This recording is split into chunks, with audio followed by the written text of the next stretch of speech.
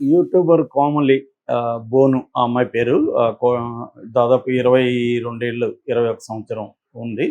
అమ్మాయి డిగ్రీ మల్లారెడ్డి కాలేజీలో డిగ్రీ చేస్తూ ఆహ్, యూట్యూబర్‌గా పనిచేస్తూ ఉంది.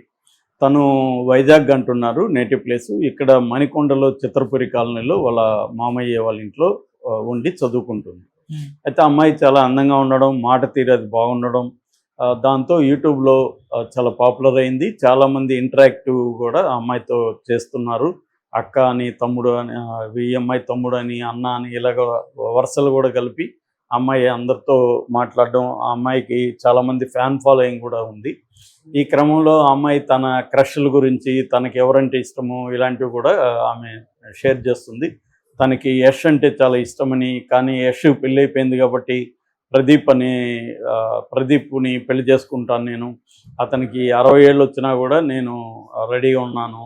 నేను పీజీ చేసొచ్చి కూడా అతన్ని ట్రై చేస్తాను. ఇలాగంతా కూడా ఆ అమ్మాయి తన విషెస్ అంతా కూడా చెప్పుకుంటుంది. అంటే మామూలుగా చాలామంది ఇప్పుడు అమ్మాయిలు ఏం చేస్తున్నారంటే, వాళ్ళ పర్సనల్ విషయాలన్నీ కూడా షేర్ చేసుకోవడం పబ్లిక్‌గా, దాని పట్ల రియాక్షన్‌లను చూడడం.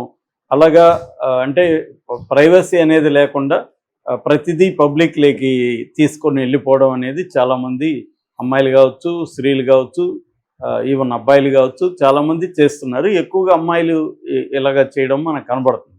యూట్యూబ్‌లో గానీ, ఇన్‌స్టాలో అయితే యంగ్ గర్ల్స్ ఎక్కువ ఉంటారు. సో, వీళ్ళు ఇలాగ ఇంటరాక్టివ్‌గా ఉండడం అనేది కనబడుతుంది. ఈ ట్రెండ్ బాగా పెరుగుతుంది. ఈ అమ్మాయి కూడా ఆ ట్రెండ్‌లోకే ఉన్నట్టుగా తెలుస్తుంది. సో, అందంగా ఉండడం, మాట తీరు బాగా ఉండడం, ఆహ్, అట్రాక్టివ్‌గా మాట్లాడడం, ఈవెన్ ప్రజెంటేషన్ ఇవన్నీ బాగుండడం, క్యూట్‌గా ఎక్స్‌ప్రెషన్స్ పెట్టడం, దీనివల్ల యూత్ మంచి ఫాలోయింగ్ అమ్మాయికుంది. ఈ నేపథ్యంలో ఆ అమ్మాయికి 3 ఏళ్లకు ముందు అఖిల్ రెడ్డి అని ఆ అబ్బాయి ఆహ్, ఆహ్, ఈ సాఫ్ట్‌వేర్ ఇంజినీర్ అని చెప్తున్నారు. ఆ అబ్బాయి కూడా యూట్యూబర్. సో, వీళ్ళిద్దరికీ అలాగా పరిచయం అయింది ఆన్‌లైన్‌లో. పరిచయం అయినాక వీళ్ళిద్దరూ కూడా ప్రేమించుకున్నారు. 3 ఏళ్లుగా ప్రేమించుకొని ఈ అమ్మాయి బాగా అతనికి ఒక రకంగా అడిక్ట్ అయిపోయినట్టుగా చెప్తున్నారు. అంటే అతను లేకుండా బతకలేని ఒక స్థితిలోకి ఈ అమ్మాయి వెళ్ళిపోయింది. సో, దీన్నే అటాచ్‌మెంట్ ఇదంటారు. దీన్ని మామూలుగా మనకు ఫ్యూజన్ లవ్ అని కూడా పిలుస్తారు సైకాలజీలో. అంటే వాళ్ళు లేకుండా బతకలేము. ఇతర ఇతర మగవాడైనా, అమ్మాయి అయినా హ్మ్. ఎదుటి వాళ్ళు లేకుండా అంటే రొమాంటిక్ రిలేషన్‌షిప్‌లోకి అలా వెళ్ళిపోతారనమాట వాళ్ళు. సో, ఒక రకం అబ్సెసివ్ అయిపోయి ఉంటారు. అలాగా ఈ అమ్మాయి కూడా అయిపోయినట్టుగా తెలుస్తుంది. అయితే ఆ అబ్బాయి కారణాలు ఏమైనా ఆ అబ్బాయి విత్‌డ్రా అయిపోయాడు ఈ సంబంధంలో నుంచి. ఒక 1 ఇయర్‌కి ముందు ఇద్దరు కూడా బ్రేకప్ చెప్పుకున్నారు. అయితే ఈ అమ్మాయి ఆ బ్రేకప్ నుంచి బయట పడలేకపోయింది. మేబీ ఈ అమ్మాయికి అంతకంటే బెటర్‌గా ఎవరు దొరకపోవడం. మామూలుగా అయితే ఇవాళ అమ్మాయిలైనా, అబ్బాయిలైనా ఒక బ్రేకప్ నుంచి కోలుకోక ముందే ఇంకొక ఓపెన్ చేసి ఉంచుతారు అకౌంట్.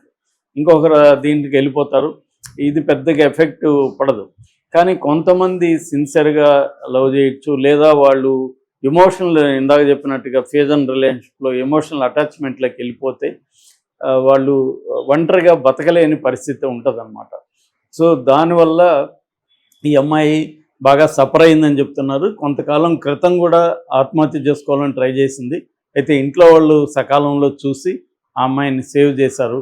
దాంతో ఆ అమ్మాయి ఒక అటెంప్ట్ నుంచి బయటపడింది. అయితే 2 రోజులకు ముందు ఆ అబ్బాయితో ఫోన్‌లో మాట్లాడిందని చెప్తున్నారు. ఆ అబ్బాయి మళ్ళీ ఏదో గొడవలైంది. మనం బ్రేకప్ అయిపోయినాం కదా! మళ్ళీ ఎందుకు నన్ను టార్చర్ పెడుతున్నావు? నా లైఫ్ నన్ను బతకనివ్వు అన్నట్టుగా ఆ అబ్బాయి మాట్లాడాడని చెప్తున్నారు. దాంతో ఈ అమ్మాయి మళ్ళీ అప్సెట్ అయిపోయింది. అంటే ఎక్కడో హోప్ ఉన్నింది. మళ్ళీ రీకనెక్ట్ అవుదాము అబ్బాయితో. లైఫ్‌ని ఆ అబ్బాయితోనే గడపాలి అన్న ఒక దీంతో అమ్మాయి ట్రై చేసినట్టుగా తెలుస్తుంది. హ్మ్. సో, ట్రై చేసినా కూడా అబ్బాయి ఎక్కడ హోప్ ఇవ్వలేదు. పైగా ఈ అమ్మాయిని నిందించడం అది చేశాడు. దాంతో ఇంకా హోప్ లేదు మనకి. అతను లేకుండా బతకలేము. సో, రోజు ఎవ్రీ క్షణం నరకంగా ఉంటది అన్న దీంట్లోకి వెళ్ళిపోయి ఆమె వాళ్ళ ఇంట్లో వాళ్ళు ఎవరు లేనప్పుడు ఊరేసుకొని చెప్తున్నారు. అయితే ఊరేసుకున్న వెంటనే వాళ్ళు ఎవరో చూడడం, దాంతో ఆమెను హాస్పిటల్‌కి తీసుకెళ్లారు. 7 గంటల పాటు కష్టపడ్డారు ఈమెని బతికించడానికి. బట్ ఫలితం లేదు. సో, ఇప్పుడు పోలీసులొచ్చారు, విచారిస్తున్నారు. ఆ అబ్బాయితో ఏం మాట్లాడింది, ఆ అబ్బాయి ఏమన్నా బెదిరించాడా అనేది చూస్తున్నారు. ఒకవేళ బెదిరించి కానీ ఏమన్నా ఉంటే ఆ అబ్బాయి మీద కూడా అబెట్మెంట్ ఆఫ్ సూసైడ్ కింద ఆత్మహత్యకు ప్రేరేపించినట్టుగా లేదా వేధింపులకు గురి చేసినట్టుగా అబ్బాయి మీద కేసు కూడా పెట్టే అవకాశం అయితే ఉంది. వాళ్ళ తల్లిదండ్రులు, వాళ్ళ ఫ్యామిలీ మెంబర్స్ వైజాగ్ నుంచి వచ్చారు. వాళ్ళందరూ కూడా చాలా వేదనకు గురై తీవ్రంగా ఏడుస్తున్నారు. ఎందుకంటే అమ్మాయి తెలివైన అమ్మాయి, అందంగా ఉంది, ఎంతో భవిష్యత్తు ఉంది. అలాంటి అమ్మాయి మీద ఎన్నో ఆశలు పెట్టుకున్నారు. ఇలా చేస్తుందని వాళ్ళు ఊహించలేదు. సో మామూలుగా మనకి ఇండియాలో తీసుకున్నప్పుడు 18 నుంచి 25, 27 ఏజ్ గ్రూపులో యూత్ ఎక్కువ మంది ఈ రొమాంటిక్ రిలేషన్షిప్స్ ప్రాబ్లమ్స్ వల్లనే ఎక్కువ మనకు కనబడుతుంది.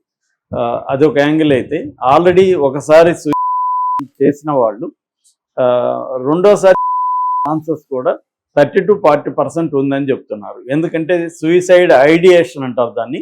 అంటే వాళ్ళు సూసైడ్ చేసుకోవాలనే థాట్ వాళ్ళకి వచ్చి ఒకసారి ఫెయిల్ అయితే